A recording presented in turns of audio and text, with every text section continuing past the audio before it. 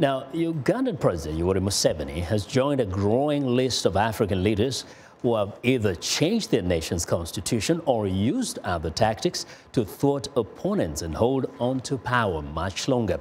Museveni has signed a law that scraps a 75-year age cap for presidential candidates, a move critics say will allow him to remain in power indefinitely. For some perspective on what this could mean for Uganda, Milton Allimadi, analyst and publisher of Black Star News, joins me live from our New York studios. Milton, welcome to Africa 54.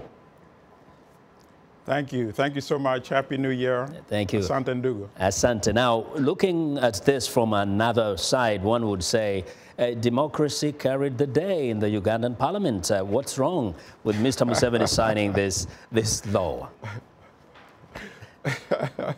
I'm sorry to laugh, but I've never heard the question posed like that before. Democracy cannot carry the day when members of parliament are bribed to vote a certain way. It doesn't matter who bribes the member of parliament.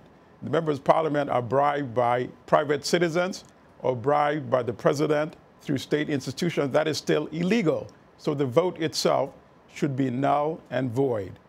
If the president really believes that, people would have given him another chance to run again. He should have put it to a referendum. Let the people of Uganda make that decision. Okay. After all, a poll which was conducted before the so-called vote showed that 85% of the population opposes the lifting of the age limit. Now that is true democracy. Now that this is law, what options are left for those who are opposed to Mr. Museveni staying for as long as he wants?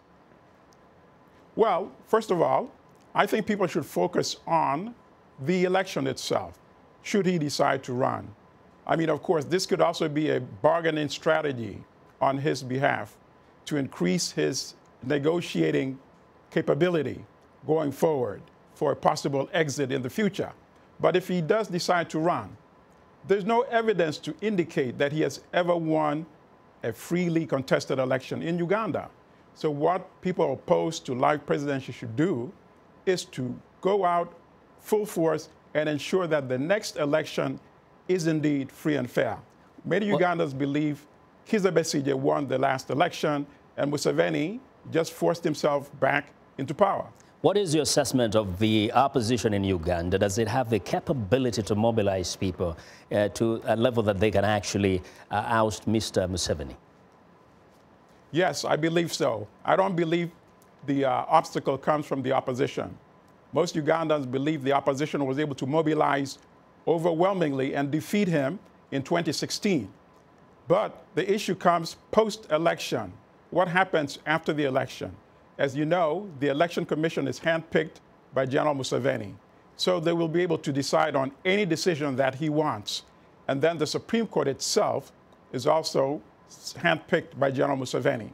What the opposition should do is go back to what the electoral observers suggested. The EU election team called for electoral reforms.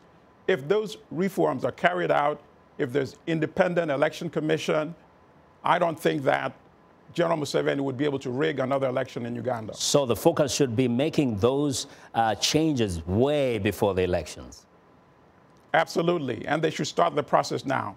And I think they should also start cultivating relations with the armed forces. They should remind the armed forces that even though they may be loyal to the president, they may love the president, they should take a message from what they saw in Zimbabwe. The Zimbabwean command and the men love Robert Mugabe, but at the end, they sided with the people of Zimbabwe. Milton, thank you very much for your insights. Thank you. Thank you so much. That is Milton Allimadi, who is the publisher of Black Star News.